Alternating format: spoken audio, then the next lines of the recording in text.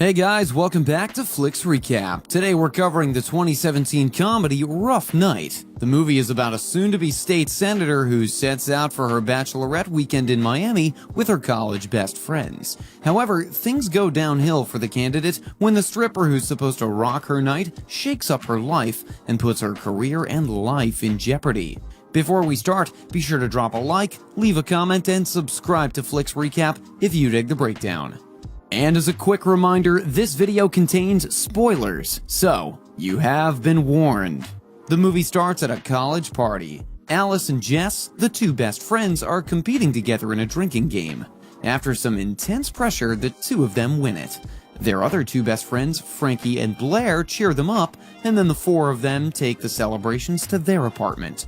The movie fast forwards to 10 years later. Jess is running for state senator, but her campaign is not doing so well.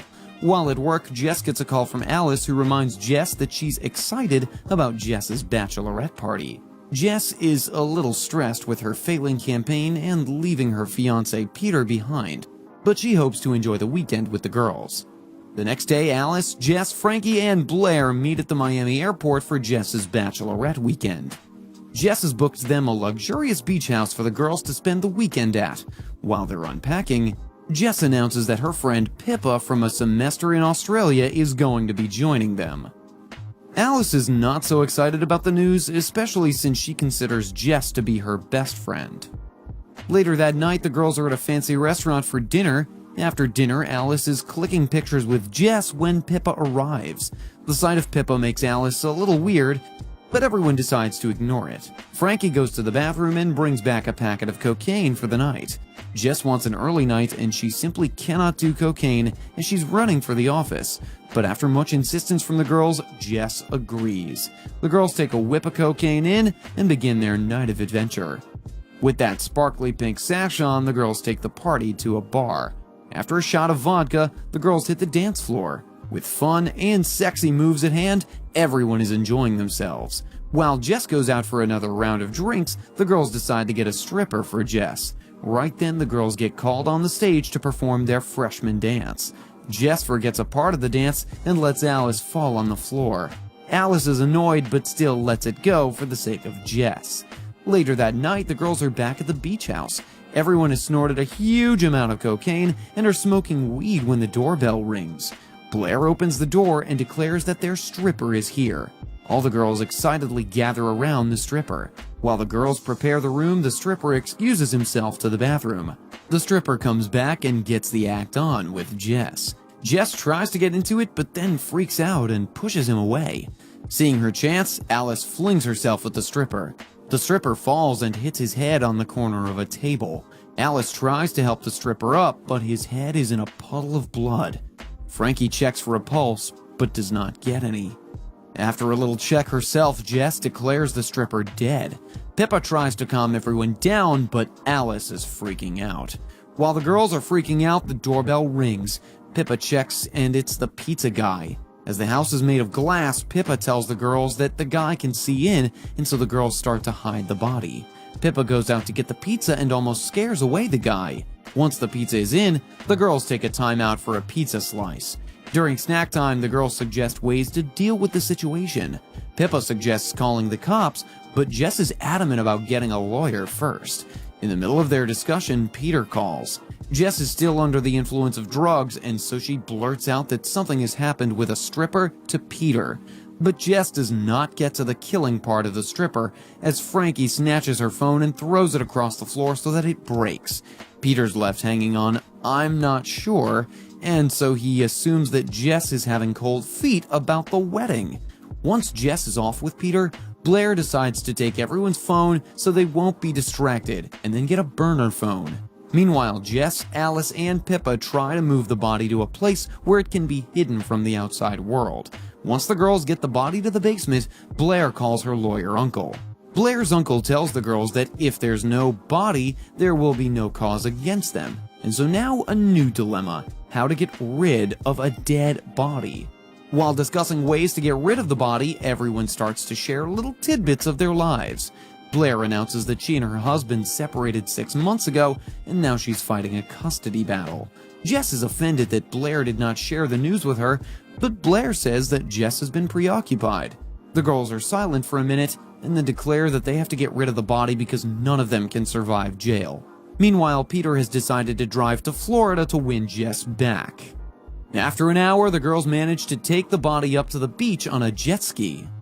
Right when Pippa is about to take the body out, the beach house neighbors, Pietro and Leah, come to join the girls as they thought they were skinny dipping.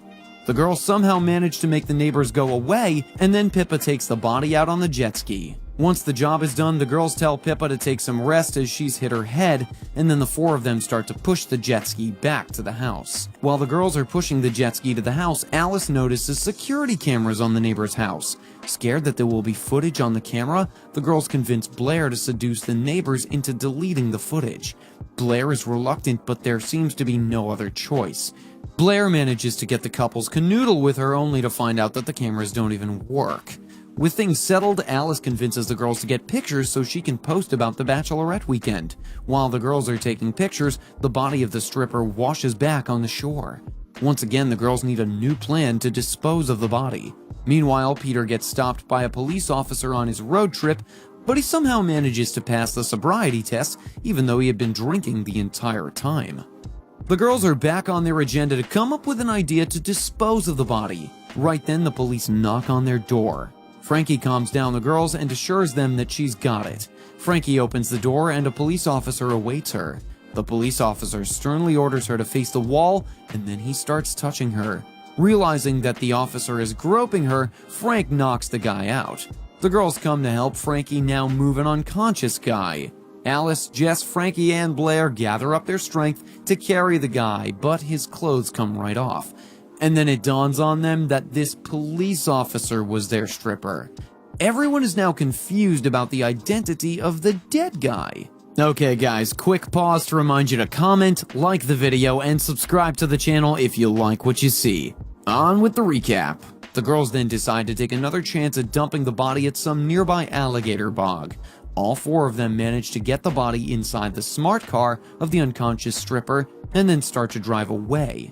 Only a few miles away, the girls get into a car accident, and so they remain defeated at disposing of the body. The girls push the car back to the house where a now better Pippa awaits them. While discussing a new plan about the dead body, Blair mentions that Jess's bridal shower was nothing compared to the nightmare they're in. It is then that Alice comes to know that Jess did not invite Alice to her bridal shower. Jess accuses Alice of monopolizing her time. In her defense, Alice tells Jess that she does not have the time for her anymore. Jess lashes out that Alice planned the weekend so she can post about it just to show people that her life is not miserable. Alice is taken aback by Jess's harsh words, and she announces that she's leaving. Jess excuses herself to her room to get ready for her mugshot. Just as Alice has almost left, the girls hear a beeping noise coming from somewhere. Frankie follows the noise and she pulls out the dead stripper's jacket from behind the plant. It's the stripper's phone and someone has been tracking it. It's then that the doorbell rings and two police officers are outside their beach house. Alice's officer tells the girls that they're lucky as the guy they killed was on the run from the police. The police make the girls sit down and tell them everything that has happened. Right when Alice is narrating the whole incident, Pippa sees the TV screen from across the room and watches the face of the two men along with the stripper for jewelry theft. Pippa makes Blair go to the room and get her a tampon. Blair goes up to the room and finds the real stripper awake. The stripper freaks out and starts screaming, making the fake police realize that their cover-up is blown. The fake police guys gather the girls and the stripper in the living room and tie them all up.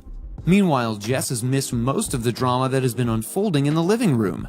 Jess is still getting ready for her mugshot as no one has checked up in the bathroom. While blow-drying her hair, Jess comes across a card from Alice. Alice has written a sweet note from Jess telling her that she'll be showing the pictures of the bachelorette weekend to her mom, who is now suffering from Alzheimer's. Jess is teary-eyed by the time she finishes reading and decides to go down to the girls. As Jess makes her way out of the bathroom, she sees everyone tied up and the fake police threatening to kill anyone who moves. One of the guys starts to search for the diamonds that his partner had brought into the house. Jess rushes back inside the bathroom and waits for the guy with a hairspray. As the guy enters the bathroom, Jess sprays at him, making him drop the gun. Jess grabs the gun and orders the guy to handcuff himself. Once Jess is sure that the guy is subdued, Jess makes her way down to the living room. As Jess heads downstairs, the other guy has pulled out a gun to kill Blair. Jess jumps right on top of him and fights him off. Meanwhile, Alice manages to grab the gun the fake police officer has dropped and shoots at him. Jess is relieved and immediately goes to hug Alice. Jess apologizes for her behavior and admits that she's changed. Alice forgives her and all of the girls say their I love yous. As if things could not get any more intense, the other fake police officer comes back in. The guy has released himself and now threatens everyone. Right then, Peter drives through the house and runs the fake police officer over. Peter comes out of the car and collapses from all the drugs that he's been taking to keep himself awake. Jess comes to Peter and shakes him up, making him gain back consciousness. Peter and Jess decide to get married that very weekend. The next day, Peter and Jess get married at a foam party with their friends. Meanwhile, Pippa dances off with one of the groomsmen. Alice hooks up with the real stripper from the previous night.